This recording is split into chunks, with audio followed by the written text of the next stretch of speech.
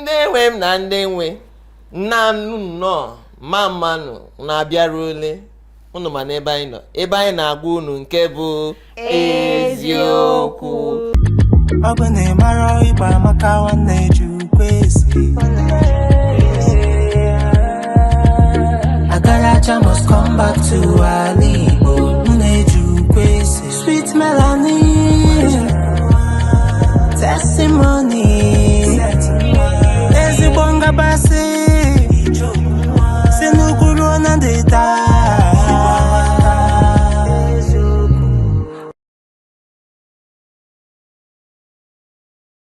kpọmkwem taa anyị na-achịkọ ihe anyị na-achịkọta ụmụ otu ọ dị ihe ndị mmadụ na-edi ọ dị little controversial mana ka anyị gbarikene dị okwu ihe anyị na-achịkọta taa wee ịlụ nwaanyị n'ala Igbo ọ wee eziokwu dat n'ala Igbo ka ọ na-akacha ọnụ ịlụ nwaanyị na ime ego nwaanyị wụ ihe amakwa ego ịkpata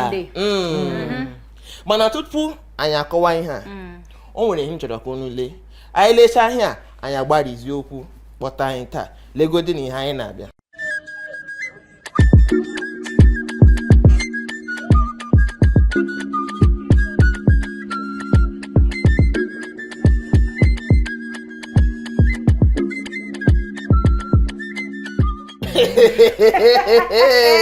ọ dịkwa ka ihe ekwuru ọ bụ eziokwu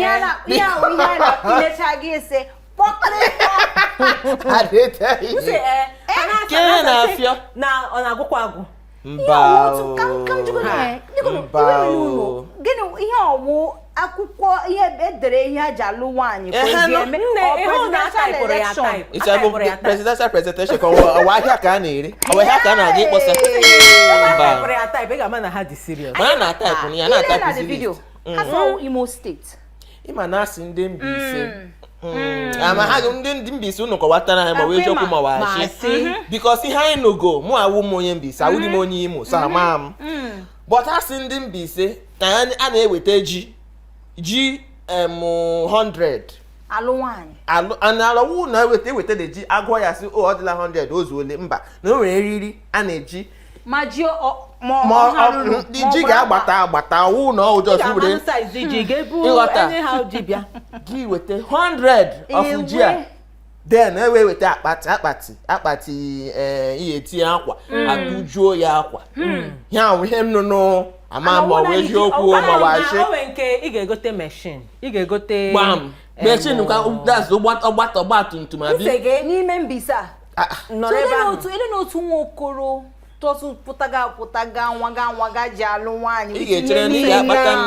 na ihe nke a bụ ihe na-alụcha nwaanyị alụcha mana the thing is that ụmụkwe ndị nke ha karịrị ke ndị Igbo ọ dịka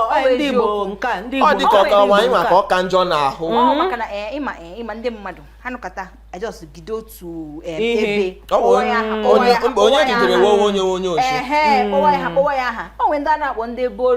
ndị bororo amakwa mma biko na-eweli iwe na-epronounce m ya ọfụma ndị bororo na Adamawa steeti unu mana ihe efi ofu ezigbo efi amagodo ego ole ọ bụ anụ m si before gị bịa lụọ nwaanyị na be ha ị ga-enwe ego iji azụta from 15 to 20 of efi ahụ tupu ajụwa gị ịdara ịlụ nwaanyị ma ebe ịlụ nwaanyị ndị mmadụ na-eme ha eziokwu then ndị Rivers asọkwana gị gịnị mba ke ndị Rivers ị ga-azụgide azụ asa na dị otu a ị ga-azụgide azụ ngwa ị ga-eweta be bringing it especially ndị ọkwa ndị Kalabari ndị Kalabari ndị Ogoni ndị Ogoni sokwa n'ime Rivers steeti ahụ ihe ha dị oke ọnụ ị ga-azụgide azụ ọwụ naanị emekwa abịa kpụgide nwakachara ịlụ nwaanyị asị agakwala Imo steeti agakwala onye Igbo ọwa ashị gị ọwụ naanị ndị Igbo ka ọ dị but mgbe a lụrụ gị gịnị ka mere hụrụ list eji lụọ gị okay so mgbe a lụrụ m odo mụ nwachikwa ma detain gara ọnụ maka ndị ma na ụdị m wụ upcoming billionaire so ngwa elu ihe bụ ụzọ mewu ebe ụzọ bịa n'ebe akụ aka abịa ịkụ aka a na-agba n'aka akụ aka a ga-abịa chịta mmanya weta packets of wine bịa ịgwa eziokwu gị na-agwa m ha gịnị ka ị na-agwa m ha gịnị eweta azụta maka na-aba n'anya maka na-aba n'isi maka na-aba na ntị ebute bịa kụ aka sị o enwekwa onye chọrọ onye mma abịa jụọ m ma onye ọmsa ma onye ịma emechaa abịa ga jụọ ese ote shime na kem amonye amonye na Joyce ana kunaka before Joyce ga before Joyce akụcha aka abịa jụzie ese o wee jigbo mmadụ arụ ọnụ na ịma ya jụcha onye niile ahụ maka ịma mbụrụ ha asị oke o wee jigbo mmadụ abazie bịa nara ya wo list nne m nke list unu owe ihe dịka a na-eme mmemme bịa nara the list chere m akọchara n'oge chere ịgbagasị page akọchara gị abịa na list ịmana ịnata list a ga-eme ya wo party amana m party mgbe akpọ ugbu a na maka a ga-eme party for ime list nne m anyị gwụrụla ha ụgba awụji ime list ịnata list gịnị anyị gwụrụla ha ụgba wete mmanya abịa kwee ekwe si ndị mmadụ bịa ka ha bịa nara list m okay na-ajụ ha ndị abịaghị na list mama m tụwanụyo amamonye n'ụwo ha gbakọ abịa kee list anyịnụ list m like 4 pages nna-etikwe nna-eti 4 nne m nọ nga ahụ nna m ụmụada ụmụnna ya na ụmụ okoro ụmụ agbọghọ siga eju ebe niile otu roll siga otu roll ahụ ndị ka anyị otu roll yi mana enwere packet na dị enwere ike dị like iri inside mana otu roll is like a tissue carton siga otu ahụ ịma emechazie anara list abịazie ọgwa ya agbarịwanụ yọwa nne na masị ndị anaghị azụ nwere anyị hapụ maka like I said we were upcoming ịma abịazie mezie ke ya wuo ịgba nkwụ eri ha anyị n'elu yo maka na ịzụcha ihe naghị ga-azụ ekwesịghị ịzụcha ya abịa mezie enu n'ime ego abịa wepụta ihe niile ahụ pụtụ mba nke anyị emere m n'ime ego m ma ịgba nkwụ m otu nri ahụ erie ya because ha ga-erigbugo ịkpọ ha bụ ise ha ga-abịa ha ga-abịa ịmakwana ndị a ịgafe ha asị gị ha amadụ onye imego wedin amadị ma ọmụ ma nwanne m gafe ha sị congratulations isi ha it is me mana ha wadị na rie ha chọkwadoro ebe icheta ihe menu otu ewu nwaanyị zụ na ewu anyị na ọwụ ewu nwa sịsị asị mba sịsị is ọkụkọ ewu asị mba na ewu a dị opeka ịmana anyị na-aga zụta ewu ọzọ na ewu a na o kwesịrị ito karịa ha sị gị na ọnwụ ewu ka ya ga-weta bikonu mana ama m maka unu amanụ ma wedin nke m emegwara m enjoy na mmiri mebiri m wedin ewele iwe mmiri su ha na-agwa gị mmiri subiri ala ha sị that's iwe na ọnụma mama masị m anụ ewere na all blessing si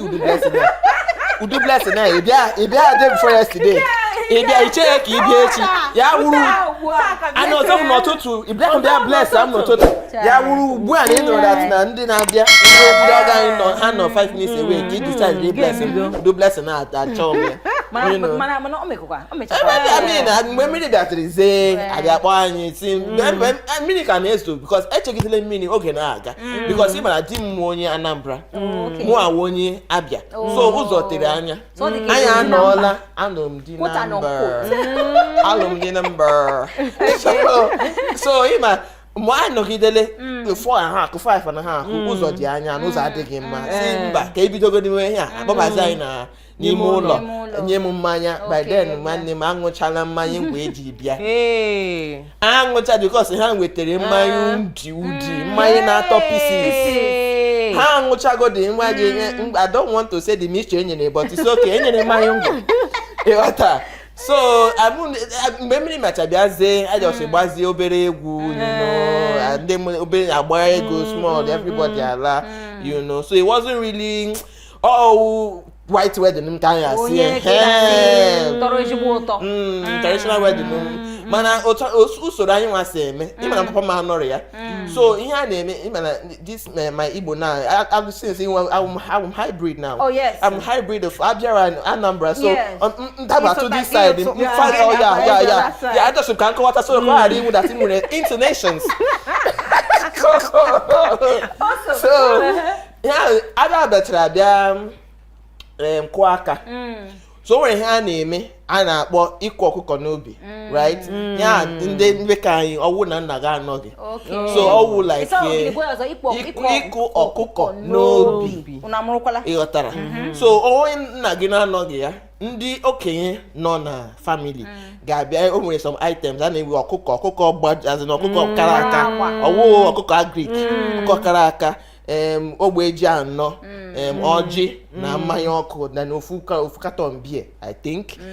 ya ihe nyere ha ndị ụmụ nwoke ndị kata anụ na family aje na ebe ni papa m gwa ya si lekwekwa nwe dị na-abịa ịlụ nwa gị you know so ya na-abịa gwa gị like it's more like ịnata permission ịnọrọ ya but anyị emenyere gị ha nwe egbuo dị ọkụkọ ebe ahụ a na-ewegara ha nkụ ha wega ha ihe niile ha ji ha eji aka ha shi ụmụ nwoke ha eji aka ha shie rie ịghọta so emecha ha n'aka ahụ anụ before eme ihe ahụ nne m etesiro anything ndị ọgọ wete because agwabe quote unquote di ya nwụrụ anatabe permission ịghọta so until emecha ihe ahụ abịazie ha nwa abịazie ngwa nsunu n'obiaziri gịnị abịazie kwuo okwu list ịghọta so list anyị eburo ibu like that list was ọkwa nne nwa nna nwa ụmụada na ụmụnna mana ọ list ndị ụmụnna karịrị ịghọta ndị ụmụada ihe ha dị na list ha adịghị too much mana ha dị particular yes ha sị gị wetere ha high malt nye ha high malt because ọ kọsụrụ problem di m ya weta ha malt ọzọ ha si nke ha dere na ha nwa dị iberibe si ka ga weta ke ha chọrọ ya na gwa gị ihe bụ ihe ha lala ha na ha ala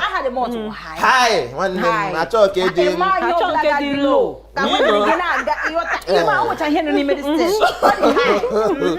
so pretty much after emechara emere ihe dịka gị gwa ihe emekwere ihe emere emechi ka anyị mere so otu nwunye ahụ eji tray ogbo ahụ ihu anya nri elu ala were ihe niile ahụ na chọrọ mgbe were nụ ka tụkwasị ya eme ihe niile ala ọwụ abịa mecha anyị ga-alaghachite idike onwe ndị nwere ụdị oge ahụ ego gị ruo ya ịchọ ime ịgba nkwụ gị mee ka nke JP Jonathan Priscilla Ojo mee wedding sis who are we are here for enjoyment only not to shame na kunu mụ abụ m onye Anambra Ojoto to be precise you know so anyị wa okay emere ịkụ aka anyị mere ịkụ aka na Lagos so mgbe anyị nọ na-eme ịkụ aka ndị nwanne nna m maka nna m anwụgo mgbe anwa so ndị nwanne nna m nọnụ na Lagos ka anyị kpọkọta si ha lekwa o na ndị a sịkwa na ha na-abịa ha si oke ke ụbọchị ha ya abịa akwụghọtara so ụbọchị ahụ so ihe anyị mere bụ imekọnata obere ihe maka ndị ya abịa ka ihe emekọnata isi obere nne obere ihe like ịmago ụkwa ya dị na ya nụ enwe nke a na-ata ịbịa na ihe Anambra enye gị ụkwa ịma ndị special iwu VIP a na-eti ya azụ ti ya onugbu ti ya mmanụ afọ a na-asị gị gịnị mba a na-asị gị flawa flawa ha hibiscus ha wee kwuo ihe ha afọ a wee kpọọ gị ịma anyị akpọ n'oge sị gị ịma ndị bụ ndị a isi anyị na-adịwa ha mmanya gị lekwa anya ịghọtago anyị nwada gị mee ka ezigbo mmadụ ị ga-adị very innocent. ezigbo mmadụ. So ịmago emecha nke ahụ wee na-ajụba ese. Okay. Anyị akpọ ndị anyị even anyị dị lucky ndị be anyị enwego ndị be di m anụgoro na be anyị. So unu amago the family already. So ịmago anyị jụzie ha unu amazi ndị bụ ndị a ha sị oke iche ịga ebe a lekwa ka ya esi gaa na ha bụ ịmago so ihe ha na-agwa ndị be anyị bụ na ebe ahụ bụ ebe onye nụrụ ebe ahụ bụ ezigbo mmadụ. Akweghọtara. So obi eru anyị ala. Akweghọtara. Ha waje jụkwa ese. Ka ha mara. Agwanụ ha sị ada anyị nwaanyị a ka ị na-abịa. Mana ihe dị funny na eji eju ese m tutu mụ amalụ na a na-achọ ịlụ m. Ya na-agwa gị ịma na ọ nọ na-eme undercover. Ọ nọ na-eme undercover agent. Ọmọ na the world abịala back to me. Anọkọ nne m agwọ m sị bịa asị na ị na-alụ onye Anambra si ya ha from where to where ka onye gwa gị ọ sị m na nwanne nna m kpọ ya si ya na-ekwe ndị bịa n'ụlọ ya si onwekwo mụ adị awe na adịma agbabeghị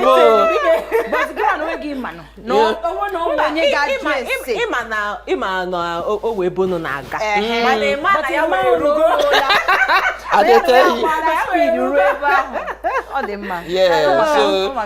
it's almost you could pass for that ha ga dress before jekwa aka so ọgbọ that na ọwụ iwu na ị ga-akpọ akwa aka ma jụọ ese you understand because onye gị na ya na-akpa ị ga-ajụgo onye anụ nke ebe isi aha village gị so ọwụ na onwe reason ị kwesịrị iji si ebe ahụ pụta ka ọ iwu that na ị gaala ibe ịkpọla family gị na-abịa ndị mmadụ adị ndị ga-adị involve abịa dị plenty ihu onye obi na-adịghị mma ihe ọjọọ n'obi nwere wit idress ijikwa na onye na-alike ọwụ ofu onye ka a na-ajụ ọwụ ofu onye ka a na-ajụ ndị na-alike ezinụlọ gị onye ya adreesị ọ bụ na ọ jụkwanụ sọsọ ofu onye na-ajụ ese ya ka na-agwa gị ọwụ ofu onye na-ajụ ese so because ya na-eme ugbo anyị nọkọta mmadụ bịa jụ gba sị gị ọ eziokwu iwe onye ụmụahịa sị gị ebe na ụmụahịa gị so ụmụ kabisa ịma sụsụsụ and so family sị ya sị oke o nwere nwanne m na-achọ ịlụ sụsụ and so ịma ha sị yes ọmụkwa mma understand so ọwụ na ọwụ onwe onye akpọrọ aha sị ọ gị nwa ga-ajụ ese so gị nwa ga so is ihe ọha na-eso mee ịghọta so ọwụ ofu onye ọka mma otu ahụ maka ndị obi ọjọọ karịa weta diverse opinions o nwere otu nwoke na be anyị ụmụ onye gara iju ese ama na onye ọ kwụsịrị iju ese nwa ya nwaanyị that's nna the girl ka a kwụsịrị iju ese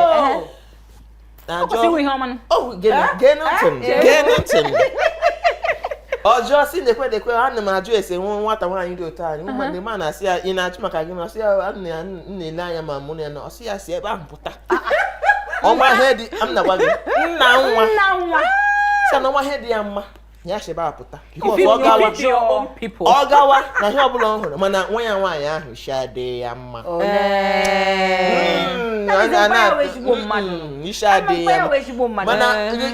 ị ga-asị na ya nne oke ọwụ na ọhịa chọrọ ịga gawanụ mana lechikwa anya mana ihe ga-asị ya nna wepụ si ahapụta nna ya anụ mana the man dị onye bịara iju ese jezije gwa onye ọ chọrọ ịnụ si na-ekwe describe the man ọfụ ọma nọmpa ya burukwa ọgụ bịa buru ọgụ busa mpa ya edazi ejikwana ihe eji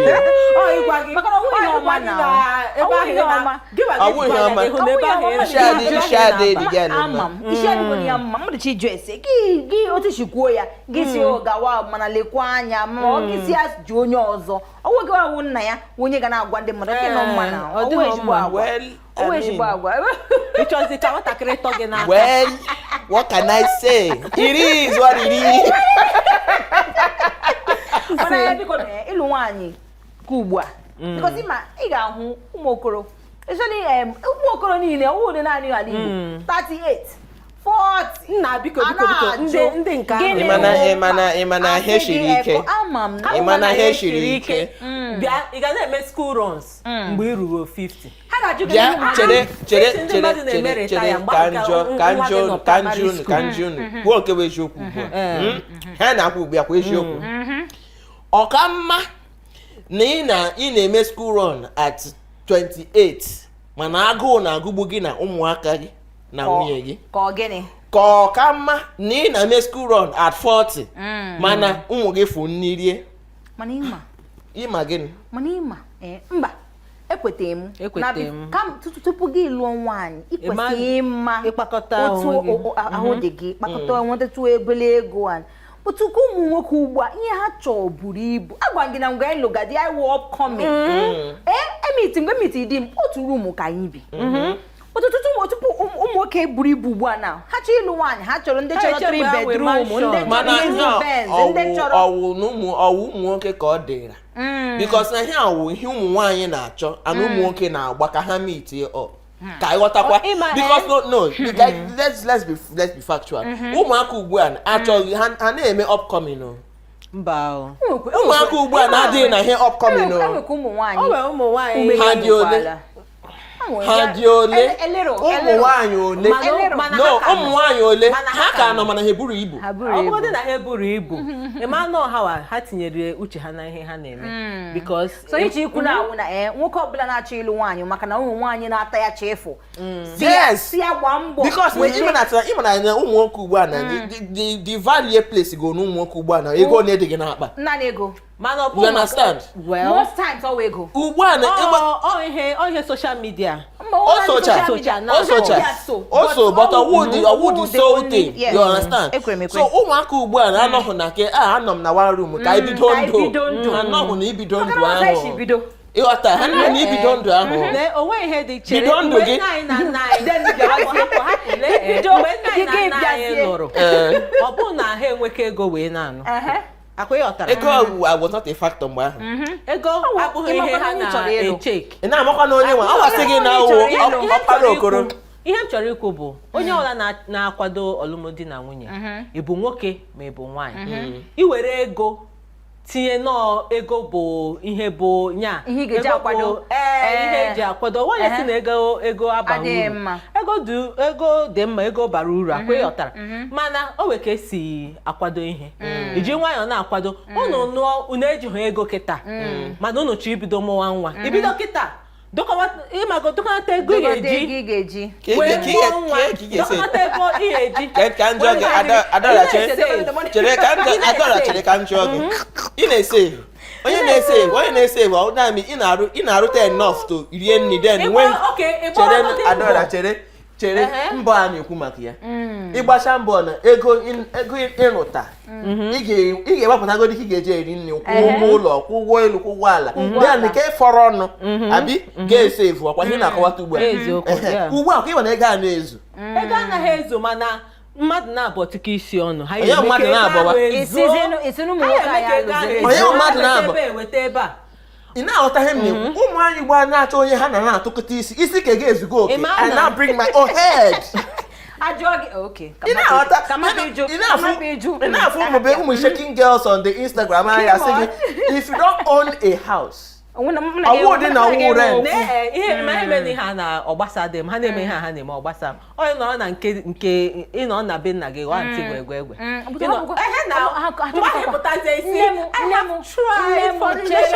chere ọkwa taịm anyị ka ntị egwe ụkwa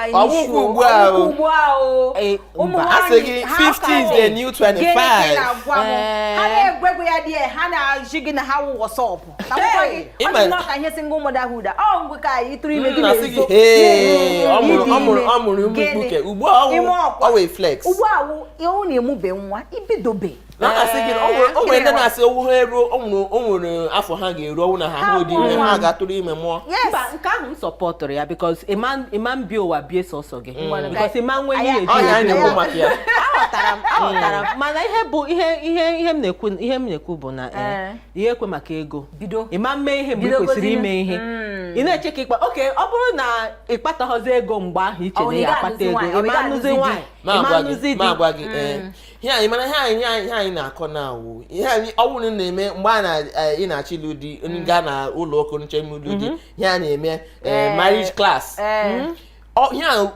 ihe anyị na-ekwu na ihe kwesịrị ịdị na-akụziri ndị mmadụ because ego whether we like it or not ego were very big player ego were very big player in marriage Davido na-agba egwu na social media love is sweeter finish it up where money enter love is sweeter ya sweet godi unu kịta wee nụwa ụlọ ndị aka na-ekpe ekpere ka the love enter ihe njekwa ihe a bụ mgbe ntụrụ di ọ bụrụ na ya enweka mana at least di mgbe ahụ up and coming star Chineke maro ịmana Chineke afụgo star ya and he's coming up and he's up now amamoto ya dị mana enwere faith exactly I saw a hardworking man, I saw a diligent man afụgo m onye o nwere focus star ka ọ kpọrọ ya star Oga star anyị na-abịa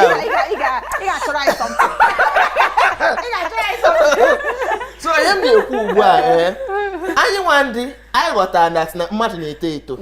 ịghọta so before gị na mmadụ ebido ifugo that onye ama ihe ọ na-eme o nwere ọgụgụ isi ọ dị focus and ọ ga-abụ uru right you decide that okay ngwa weteke gị ka nweteke ka anyị na-arụrịte ihe a na-aga Chineke emere mmadụ ebere anyị niile ebe anyị ji bido awa ebe anyị nọ ụmụaka ugbu a ihe m na-achịkwatara gị anọghị na ihe anyị na-ekwu so ihe ga-eme ihe a iwuru nwaanyị ilega anyị ị ga-ama na ọnwụ naanị nwoke na-enweta ego n'ezinụlọ biko gwawa ha ọnwụ naanị nwoke na-enweta ego n'ezinụlọ weta ego nke gị unu tikọọ ya ọnụ onye ọba unu ndị ga-adọ gị fam na ihe kwuru a ga-ese gị atụkọ ọnụ agbakọ onye ọma mere ịghọta so nwoke na-eweta emogana gị weta 70 weta 20 weta ke gị ihe mere ụmụ nwoke anyị na-adị anwụ ọsịsọ ọ maka oke echiche gịrịgịrị n'ọha na ahụ dị ọha nọ na-eche otu esi akwụ ụgwọ ụlọ otu esi akwụ ụgwọ skuul otu esi eme elu otu esi eme ha yi na pressure ọ dị too much ma bụ na mana o nwere akụkọ nnụnụ na asị nwere nwaanyị nwe ya nwụrụ n'ụlọ ọgwụ gịnị gburu nwaanyị abị gịnị gburu nwatakịrị ndị ụlọ ọgwụ sị ha nweta 22,000 nwaanyị asị na ọ dị ego eji nwoke adị ego eji di nwunye mana na di ejikudo ego ahụ ịmana dis woman nwere 2.5 million na akaụntụ ya gị na-eme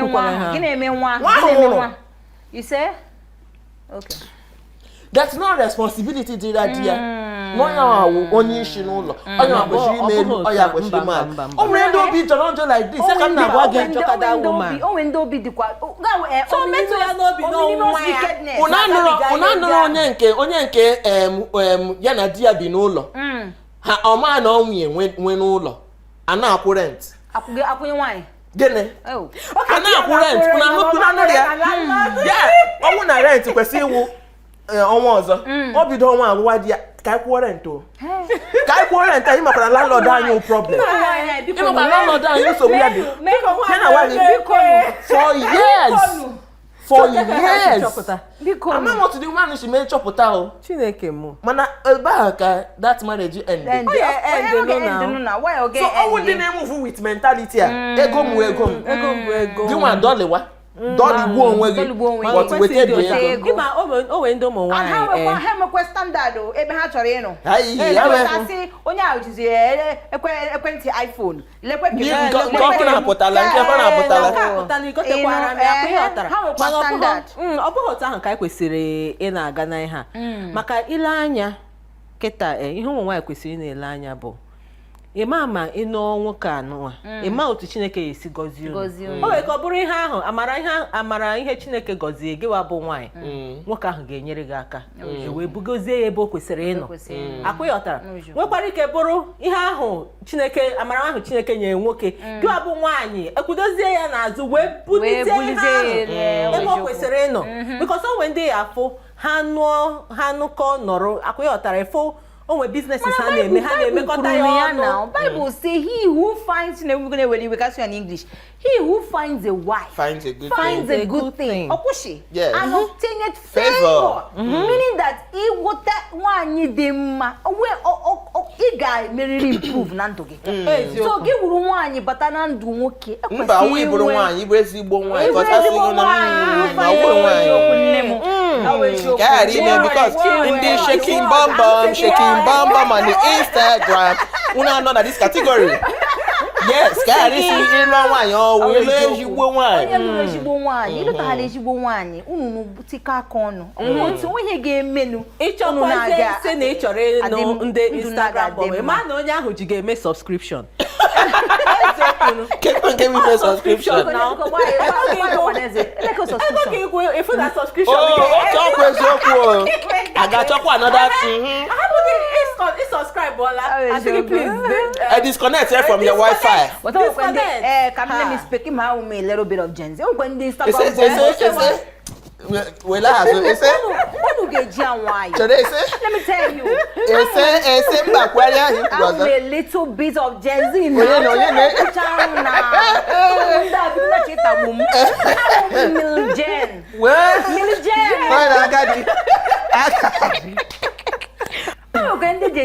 That's in the beginning. Milligens. Milligens. That's in the hard alpha. So when they know they have what it is, shake it. Otu odogwu nwana ha ka nọkwa na na marriage ha asị ihe akụtara akụkụ ite ewu na n'akụkụ ọnụ chai so i shekiri ihe ahụ shekiri eshekite gị ị ga-eshekiri ya na-aga ị na-eshekiri na-aga eji ishekigidere internet hafụ ishekigide ya adhafụ because onweghị dịka ya because ya na-esheki ihe a nwanne wụsọtọ gị nwere ya and technique of shaking na-abịa as the day goes by si shekigide gị bazie kiriwa ka ị na-esheki ịghọtara so ịlụ nwaanyị wo always more like more ịkpọ hala m enwe wedding lekwe achọ m ịga because ime ịlụ nwaanyị ọṅụ ịma nke na-atọ m ụtọ mgbe ahụ di na nwaanyị na-abata chai gwa ha na egwu abata mana o nwere ihe m chọrọ ikwu ịma na westernization ebitogo so many things ugbu a ọ na-adịzi ka anyị mechaa ịgba nkwụ ọ dịka anyị o nwere ndị na-ekpechi ụka echie ya kpechie anya ha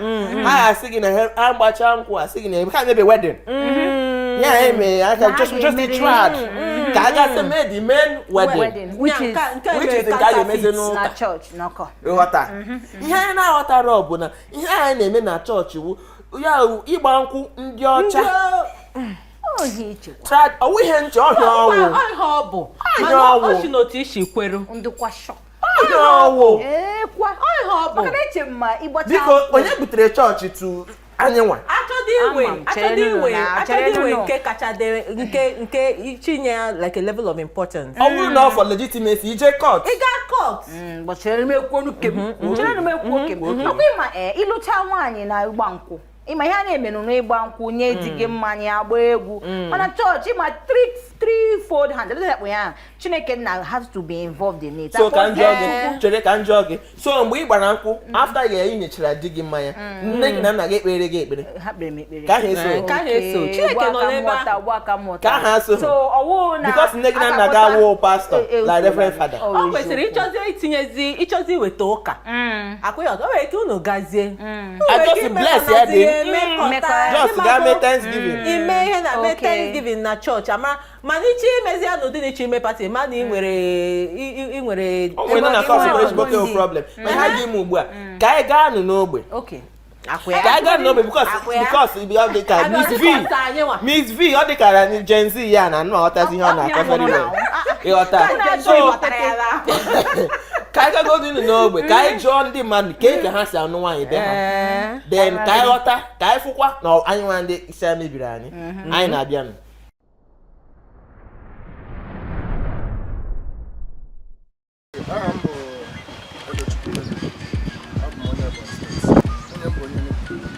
Okay, Jane, yeah. Kawaii, if you may experience. I want to come out to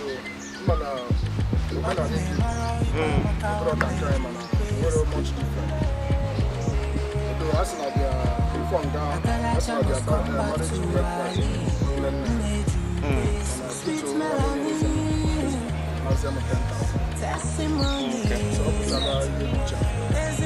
Mana kuna ego ikwu 10,000 oguna enyere gị list. Enye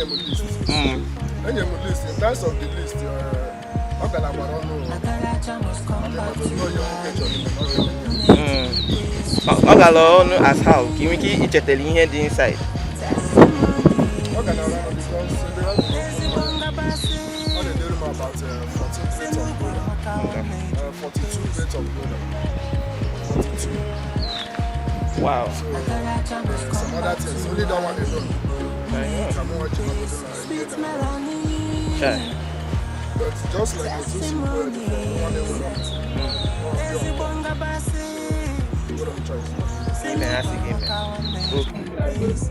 Afamu Ada Oji. How many Ebonyi State? Eda local government. Wepụ ya da ịnụ gị. Ịma na a na-asị na ndị Igbo ịnụ nwaanyị na ndị Igbo na ọ na-adị ezigbo it's very expensive. Okay. Agụ ga-eda ịnụ gị. Ọ dị gị ka ndị di gị mefuru ezigbo ego. Ifu list ndị be nwunye ha. Yes, I'm from the list. Everything. My name is Amunadin Silfebe. So the list everything. And okay, they spend the ego Ilu Nwanyi. I think so that you can value the person. Man, you know that kind of too much that you cannot afford. Yes. Okay, I'm Mazi. I'm Audio Cap. I'm onye Igbo. Onye Anambra State. Olumba North local government. Kedna Anambra State. Biko na na-ekwu si maka ozi ha na Ilu Nwanyi lo ko ada ọnụ opere mpe kina biko anyị Mara ihe dị ihe nu nwaanyị anaghị onwe ego ọrụ eji enu nwaanyị ahụ asị na ọ gara ọnụ because na nwaanyị awụ mmadụ ka ọ so onye chọtara nwaanyị chọtara ọkpụkpụ nke nwa like m onye Anambra State bara ana m nwaanyị Imo steeti mgbe m jere nwaanyị ndị ọkwụ aka m ndị enyi m isi m ebee ka m na-eji Imo na mmemme nkuzi m n'Imo isi na onwe ebe mmadụ nwe nwaanyị onwe ebe ọ isi na ịnụ nwaanyị garara gị ọnụ ọ garara gị mana ịhụta na ọ gara ha ọnụ so onwe ebe mmadụ ji nụ nwaanyị a na-asị na ọ gara ọnụ maka na nwaanyị ahụ mmadụ ka ọ bụ so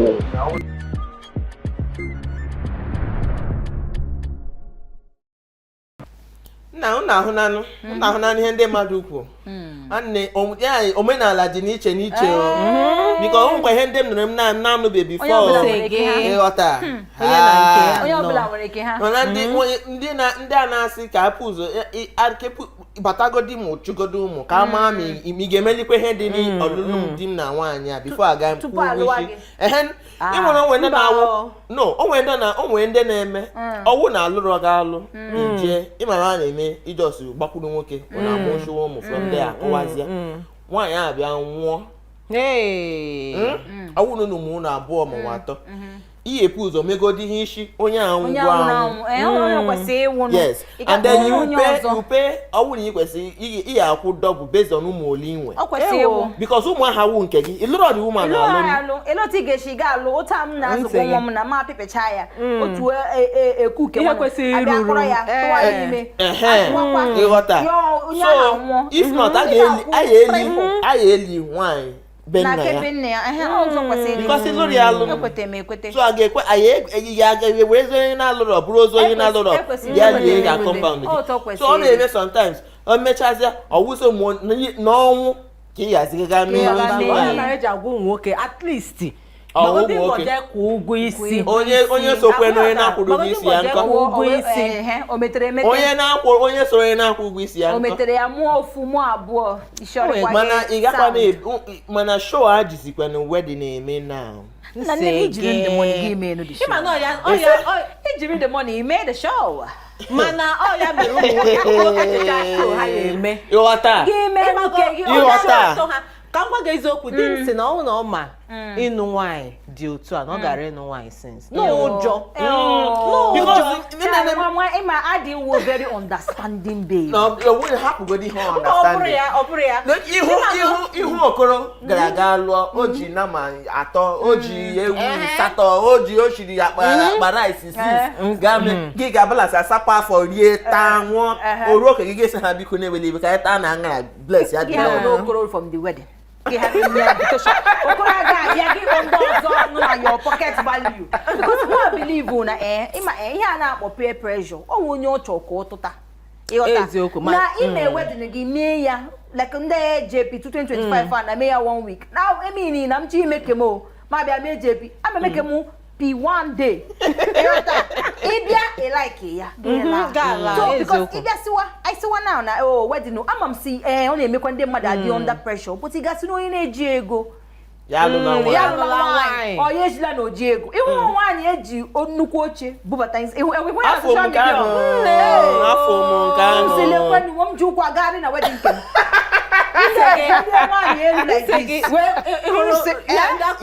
nyakwa coming to America vibes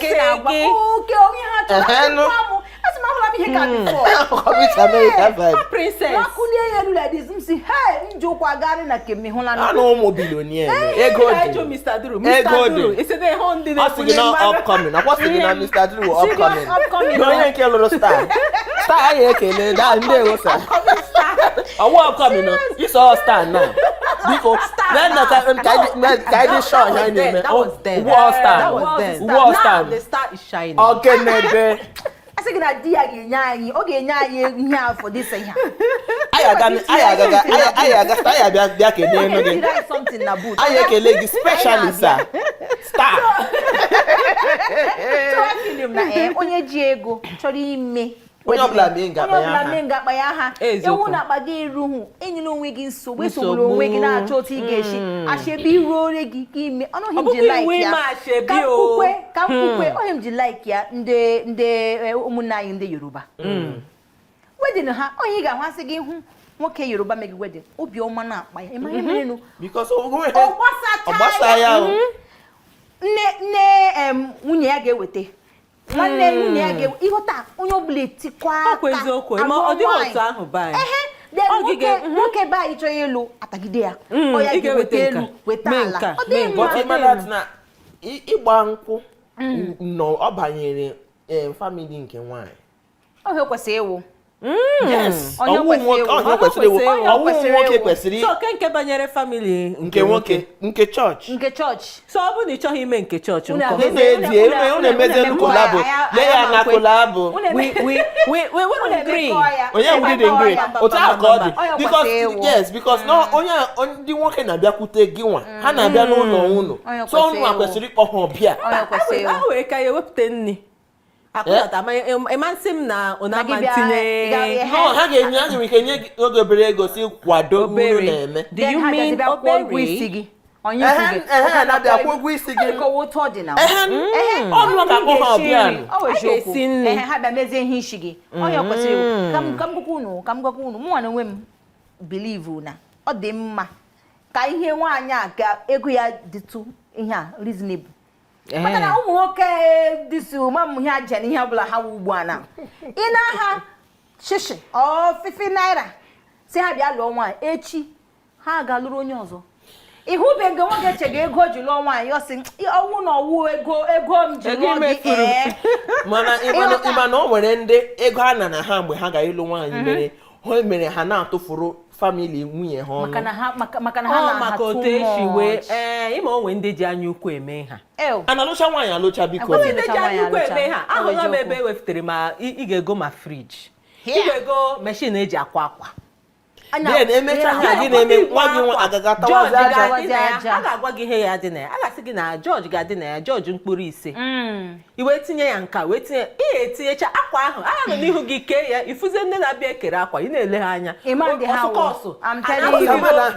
Biko onye Igbo, ime ihe ha Igbo anyị ka anyị gbalịa. Ka anyị were tụ from ndị ụmụnne anyị ndị Yoruba otu a na-eche eme ka ha ịlụ nwaanyị awụghị investment ọwụghị business ọwụgwọ nwoke ọbụla ịhụ gị si o ibe ịlụ nwa ị ga-akwụ ụgwọ unu ruo n'ụlọ na aṅụwa garị mee na otu ndị Yoruba na-eche eme onye eweta ka the burden dị less on the bride and the groom. Like ọwa mbe ndị Yoruba nọ ebe anọ eke machis oruga ka eke kandụl oruga simple onye ọbụla eke nche oruga aka onye bịara ya ọbịa with ke ya wedding ndị Yoruba Chineke na amamtọwụ ha ịkọga bọte enye gị garị ebe enye gị shuga ebe a ga na-ajụ gị sị gị eleghị ga-eri amala ewedu nsị what is happening here. Anyị ma otu esi eyi ashebi ka esi esi nri ihu ndị anyị kọla esi nri ke ha every ashebi color nwere their own but ndị Igbo a na-eme like that. Mana ihe m ji like ndị Bible hey nne anyị esigodi ofe onugbu anyị ofe onugbu ndị Anambra Jesus ọ bụ ụmụnwa because ama m eshi akwụkwọ ọbịa please Wendy mbịa ebe side anyị nsị na m na-atụta ụkwụ m ga-atụtara ụkwụ na nke Wendy ga-enyerịrị m ofe onugbu ịnụkwa amamọtọ si esi ofe onugbu isi emechiri gofe achara amechiri gofe achara Wendy bụzi Anambra woman bịa chere ji nwayọ ahụ m upcoming Wendy bụ upcoming please ị chọrọ iri ofe achara no problem but ịhụnanya to mere ka na-eri ke nne di m na-eweli iwe amụtabeghị m biko chai so nna ọ dịka anyị ekwuola otu anyị nwere ike onye nwe ntị ya nụrụ ya anyị na-agwa unu echefuo na awụ gị mma na ihe ga-eme na eweli iwe Gen Z eweli iwe a little bit of Gen Z stuff. Gens. So name. I game it. I game guam. Ogenede. Guam. Guam.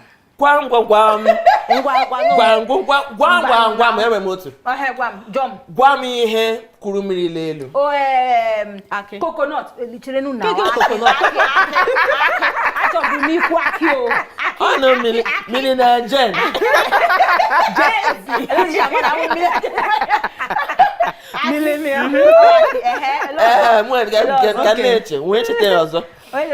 Kedu nke gwam ihe gbakarị enu ise ihe mere gịnị gbaka rie elu agwọ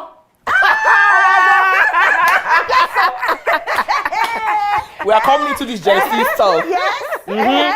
Ọ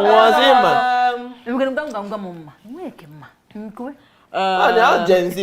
Mba, ọ dị m ka onwe ọzọ mma. Mana ndị nwe m na ndị nwe anyị emegonu nke taa. Anyị agụgụ egwu, anyị agwago onwe anyị gwai. Ihe anyị chọrọ unu were na ihe anyị kwuru taa bụ ịlụ nwaanyị abụrụ business. Ọ bụrụ investment. A na-alụcha nwaanyị alụcha. Si ji nwayọ. Onye mee onye everybody mee nga aka ya ruru aka niile ahaghị ka anyị nwere onwe anyị gịnị patience as you know is anyị na-enwetara unu anyị na-agwa unu purely nke bụ eziokwu ndị nwe m ka ọ dịnụ ngwa